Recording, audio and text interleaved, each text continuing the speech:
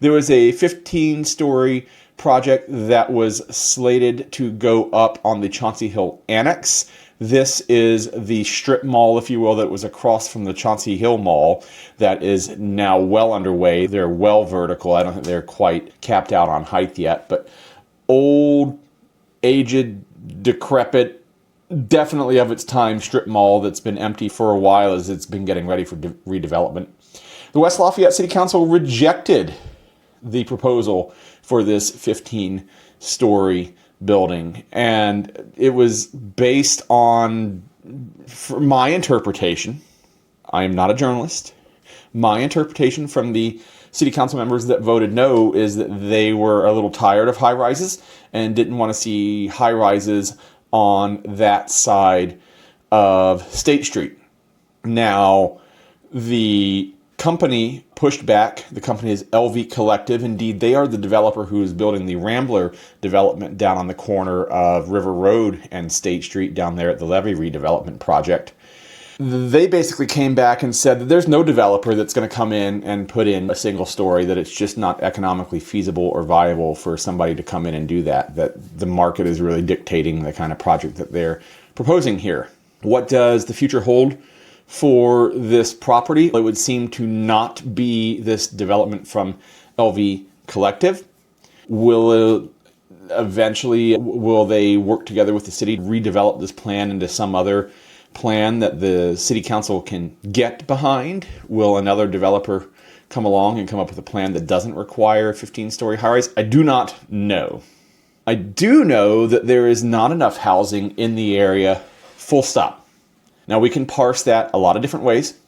We can say that there's not enough housing for Purdue students because, and then you can add on the clauses from there, because Purdue admits too many students. Purdue does not keep up building enough dorms. Purdue does not this, does not that. We can also say that there's just not enough housing in the greater Lafayette area, period. A lot of reasons driving that.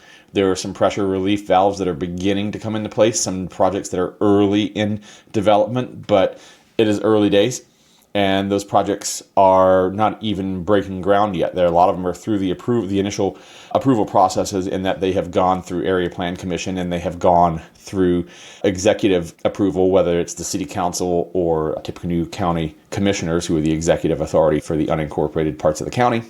But a lot of these projects will break ground in the spring next year, and they will not be built fast enough to keep up with the growth in the area.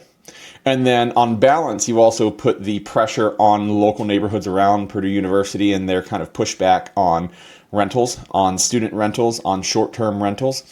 And the question becomes, where do these people go? West Lafayette is landlocked. We will not dip into the redistricting debate. This is not the forum for that. But one of the fun points that has come up through the redistricting debate here in Indiana and in the greater Lafayette area, and West Lafayette specifically, is splitting up a school district, and this landlocked school district of West Lafayette being 2 miles by 2 miles, being a really small area. There's nowhere left to build giant tracts of hundreds and even thousands of houses in the city limits. Am I advocating for high rises on Chauncey Hill or anywhere in West Lafayette? Maybe. I'm not opposed to them on spec.